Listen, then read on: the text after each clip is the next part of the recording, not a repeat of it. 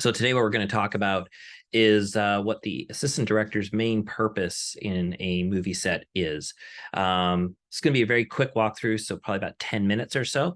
But it's very exciting. It's actually something that I've been trying to figure out, like, well, what's the purpose of what does the AD do on set other than sort of the usual things of scheduling and breaking down the script and planning the call sheet and everything like that. But I wanted to actually get into sort of a little more holistic view of what being an assistant director is. And so this is going to be a bit of a 30,000 foot view. So I'm going to go and then what I'm going to do is go through a few points about what the assistant director's main role on set is. And then after that is over, I'm going to talk about my assistant directing 101 training course that is going to be launching next week on May 23rd. And there will be a link on how you can join the waiting list for that below. And otherwise, let's dig into it. All right, so I'm actually going to tell you that you have actually one job as an assistant director on a movie set, and this is translatable over to television and also to corporate videos and music videos and so on. But I'm just going to use the term movie set as an all-encompassing point. And your main job on a movie set is to serve the project first. And what does that mean? Well, you actually serve three masters on the film set, and all of them are underneath the serve the project first, serve the movie first mantra. So the first master that you're serving on the film set is you're serving the creative vision of the movie. And usually this is in the form of the director. So the director sets the creative vision for the movie. The script is written by the writer. The director is employed or takes the writer's work or was the writer and puts that writer's work into a vision for a movie project or short film, television episode, and so on. So you're the one thing that you're doing on set is you are serving the creative, because ultimately, if the movie doesn't happen in a creative, artistic way to the flavor that the director set out to set out when they first took on this project, then in many ways that whatever else we do doesn't really matter. ADs are, we're tasked with making the day and so on.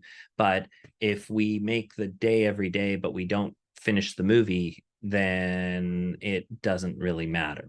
So what you have to think about as an assistant director is that every movie has a mission to it, and that the director is driving the mission, and that the end goal is driving everything you do. So whenever you're trying to think of solutions to problems, and whenever you're trying to think of, trying to help, especially when things are falling behind, and you're trying to help the director, you and the director, and maybe the director of photography are trying to work through how do we get this scene accomplished in a specific time.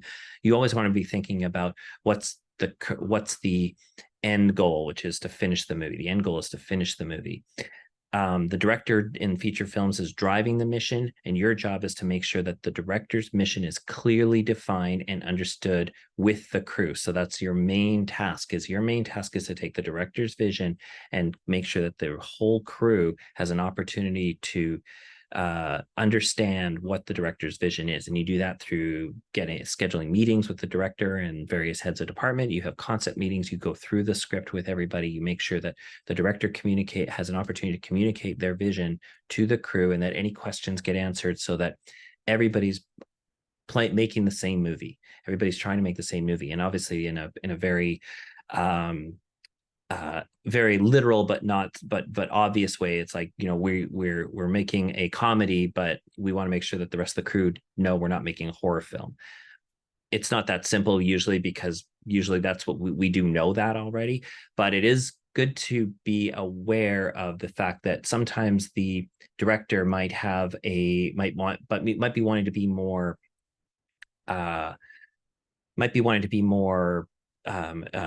more rugged, or more what's the word, more gritty. Might want to make a gritty drama rather than necessarily a more polished Christmas movie drama. And that's something that's very important for the crew to know, so they know what costumes they're looking for, they know what sets we're looking for, we know what kind of style we're shooting in, what kind of vision the director has, and just making sure that all the crew are on board and that we're all making the same movie. All right, so your second master is the producers and the production. And this is also known as the budget and the logistics of the movie. Every decision the assistant director makes on a movie set has budgetary implications, even though we are not in charge of the budget. So, for example, going overtime or something that is going to cost money.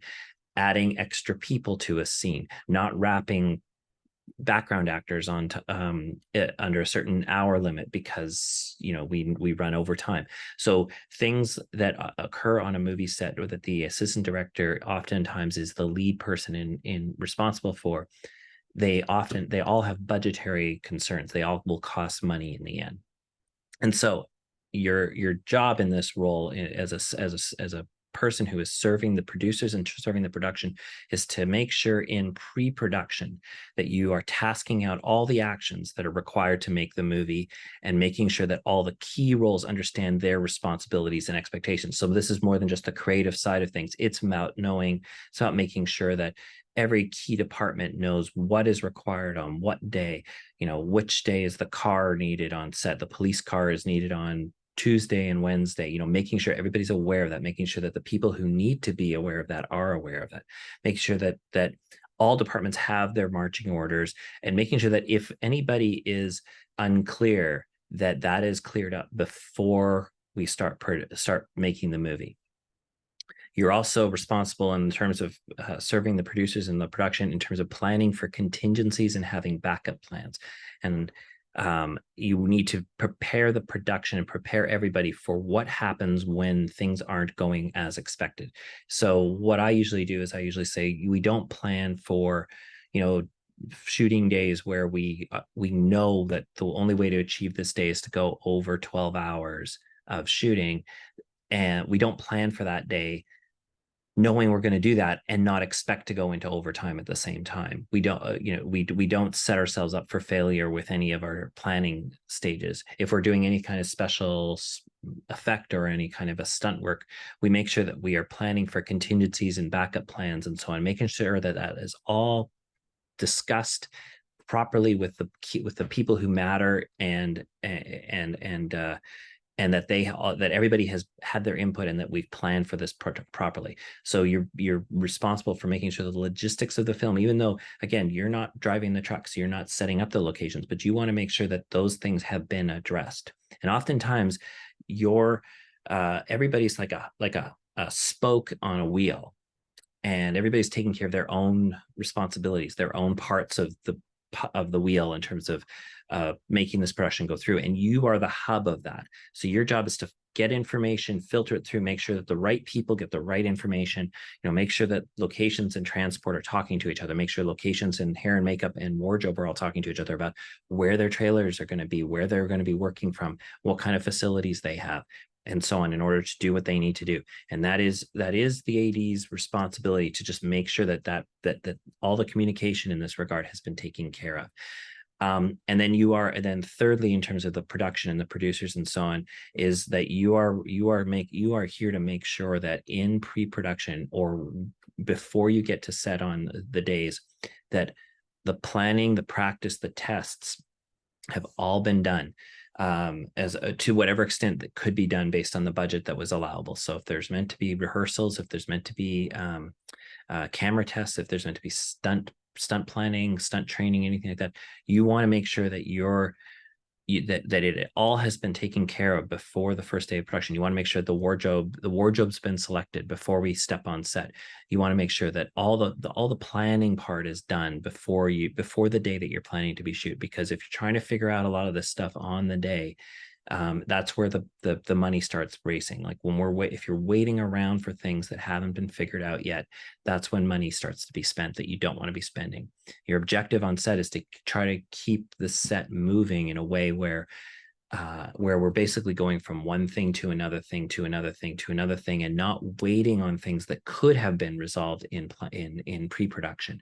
And the thing is that you can't anticipate every possibility on set, but what you want to do is make sure that if there are delays on set, if there are delays for whatever reason, even if it is a delay because we decided to change what we were going to do, that it isn't due to something that could have been worked out in pre-production. So really want to be focusing on making good pre-production decisions.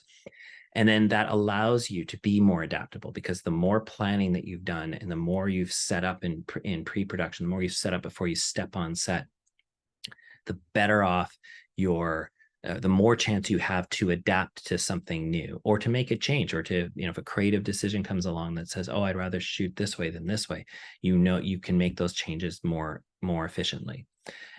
So that's how you serve the producers and the production in terms of being, and make sure that the film is on time and on budget. And then finally, but most importantly, I think, is you are here to serve the crew and the cast, serve the people who are working on the production. And there's always a mantra that says that no movie is worth the health and safety of any crew or cast member. And that is, as much as that seems very obvious, it is not something that we often, when we're in a rush, when things are not working as planned, it is the first thing that people start to think about sacrificing. People start to rush. They do things a little bit more unsafely, or instead of taking the time to set something up and properly rig something in, they try to cut a corner. And your objective is to make sure that everybody feels on set that even though we're trying to work efficiently, and we're trying to work swiftly, we are not working unsafely. And the way you do that is you set the tone. You set the tone of a set that is always working smoothly. Slow is smooth and smooth is fast. And that should be your mantra as an AD.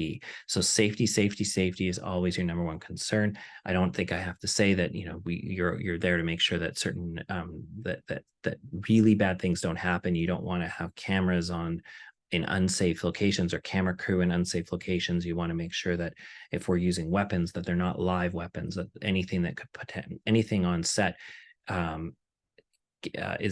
cannot potentially be mishandled and hurt someone. And that means making sure that the people who are responsible for those things know what their responsibilities are.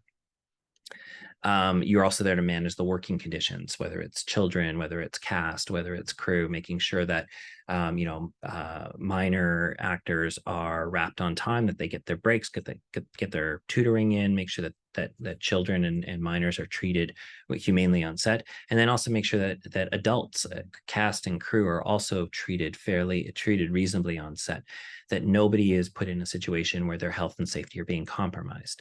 Even though many people will take that next step on their own, your job is to be the voice of reason, and to be the person who says no when other people are saying yes. Not because you're there to pour water or to make something less fun. It's that you are there to make sure that someone doesn't take it one step too far and potentially cause an injury. And this is all done in the execution and all done in the planning. You talk about this stuff before you get on set.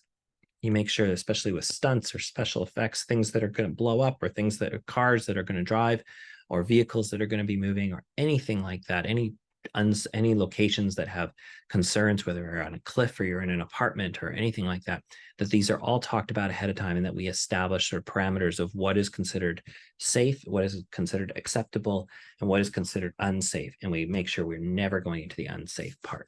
All right. So that is you're here to serve the creative, you're here to serve the producers, and you're here to serve the crew and the cast, and most importantly, serve the crew and the cast, and make sure that health and safety are your number one concern. And in all of that, that means serving the project. That's how you serve the project. There's a lot more details that I'm going to go into in my assistant director course. It's called Assistant Directing 101, and it is going to open up for enrollment on the it's going to be opening up for enrollment on May the 23rd, which is Tuesday. And I'm going to share what it looks like. You're going to see all right. This is just the